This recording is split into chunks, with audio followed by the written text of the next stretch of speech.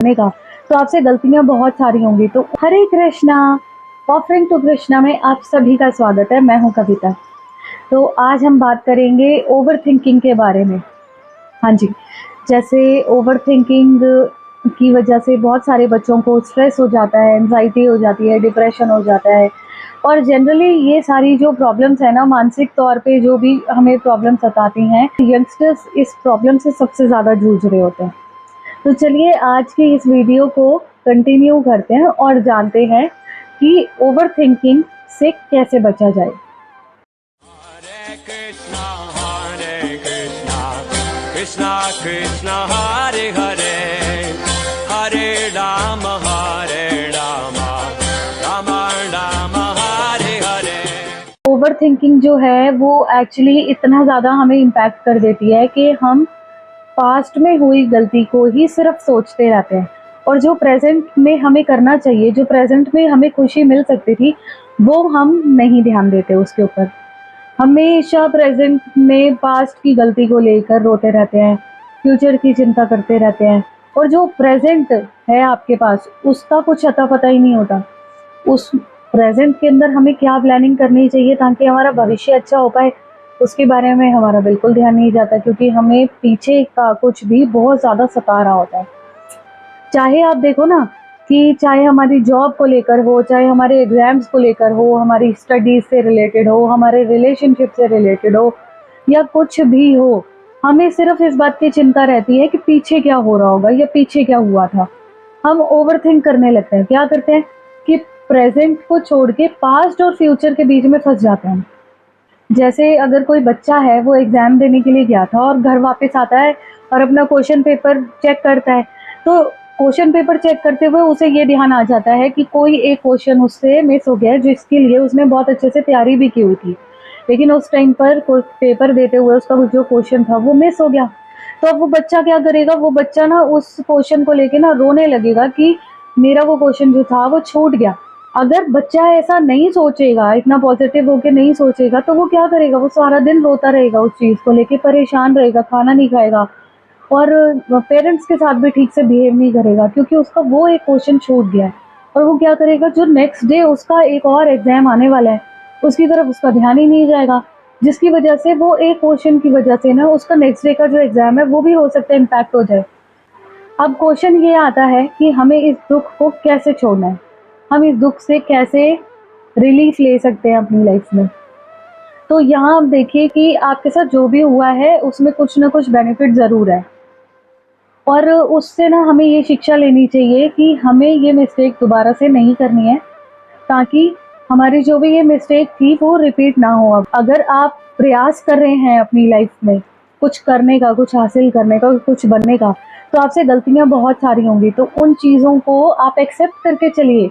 देखिए, टीचर के साथ भी क्या होता है ना कि अगर हमें कोई चीज़ समझ में नहीं आती है, तो हम टीचर को ये बात बोलते हैं ना कि हमें ये बात, ये चैप्टर या कोई टॉपिक हमें समझ में नहीं आया, तो हमारे टीचर क्या करते हैं, हमें वो बार बार रिपीट करके समझाने की अलग अलग तरीके से कोशिश करते हैं, और तब तक समझाते हैं जब तक हमें वो समझ में नहीं आ जाता है ना। तो इसी तरीके से हमारे साथ कृष्णा भी करते हैं। अगर हम एक ही मिस्टेक को बार बार करते रहेंगे, तो वो बार बार हमें सिखाने की कोशिश करते रहते हैं। वो कभी कोई एग्जाम्पल हमारे सामने सेट करेंगे, कभी कोई एग्जाम्पल सेट करेंगे, लेकिन जब तक हम उस चीज़ को सीखेंगे नहीं, तब तक हमें वो चीज़ बार बार फेस करनी पड़ेगी लाइफ में। तो हमें ये चीज़ समझनी चाहिए कि हमारे साथ जो भी चीज़ हुई है उसका कुछ ना कुछ पीछे कारण ज़रूर रहा है, और मुझे उससे शिक्षा लेनी है, और जो भी शिक्षा मुझे मिली है उसको अपने साथ हमेशा बांध कर रखना है। अब सेकंड पॉइंट यहाँ पे आता है कि हम भविष्य की चिंता कैसे ना करें, है ना। भविष्य की चिंता हमें ऐसे में बहुत सताने लगती है कि भाई ठीक है, अब मिस्टेक तो हो गई, हमने मान भी लिया कि चलो हमसे मिस्टेक हो गई, हम आगे से ये मिस्टेक अब नहीं करेंगे। तो हमें फ्यूचर का या पास्ट का कुछ भी नहीं सोचना है, हमें ये सोचना है कि हमें आज क्या करना है, हम अपने आप को बेटर करने के लिए आज क्या कर सकते हैं। ये चीज़ बहुत अच्छे से अपने माइंड में रखनी होगी कि फ्यूचर जो है वो हमने कभी भी देखा नहीं है ना, किसी ने भी अपना फ्यूचर नहीं देखा है। तो हमें फ्यूचर के बारे में सोचना नहीं है, लेकिन फ्यूचर के बारे में हमें तैयारी करके रखनी है, ताकि जब भी वो फ्यूचर हमारे सामने आज बन के आएगा, तो उस टाइम पे हम खाली हाथ ना बैठे हों, हमारे पास कुछ ना कुछ अपनी लाइफ में प्लान करने के लिए हो। जैसे मान लो कि एक कोई इंसान है, उसने जॉब करी अपनी, ठीक है? वो जॉब उसने कुछ समय करने के बाद ना जॉब को छोड़ दिया, और जब वो जॉब कर रहा था ना तो वो बहुत सारे खर्चे करता था और वो अपने लिए कुछ भी सेव नहीं कर रहा था।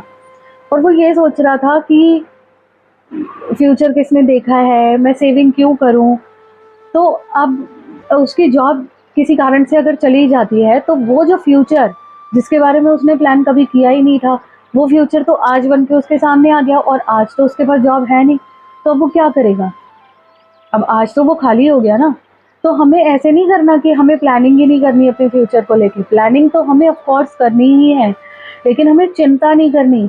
हमें उस चीज़ को बहुत पॉजिटिवली लेके चलना है कि हमें फ्यूचर कहीं आके अब इम्पैक्ट ना करे।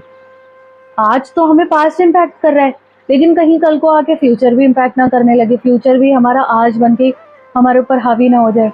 तो इसीलिए हमें प्लानिंग करके बहुत चलना चाहिए, लेकिन चिंता नहीं करनी चाहिए अपने प्लानिंग को लेके। इवन भगवत गीता में भी अर्जुन जो थे वो ओवरथिंक करने लगे थे। उन्हें लग रहा था कि मतलब वो बहुत ज़्यादा कंफ्यूज हो गए थे। उन्हें लग रहा था कि अपने तो सामने खड़े हैं तो उनसे कैसे लड़ा जाए अब। और उन्हें ये लग रहा था कि इनके हाथों जीता जाना सही है या इनको जीत लेना सही है ना? तो उन्होंने क्या किया, अपने आप को कृष्णा के सामने सरेंडर कर दिया, समर्पित कर दिया उन्होंने। और उन्होंने शरणागत होकर कृष्णा से याचना की, कृष्णा से प्रार्थना की कि मेरा मार्गदर्शन करें, मैं आपका शरणागत हूँ।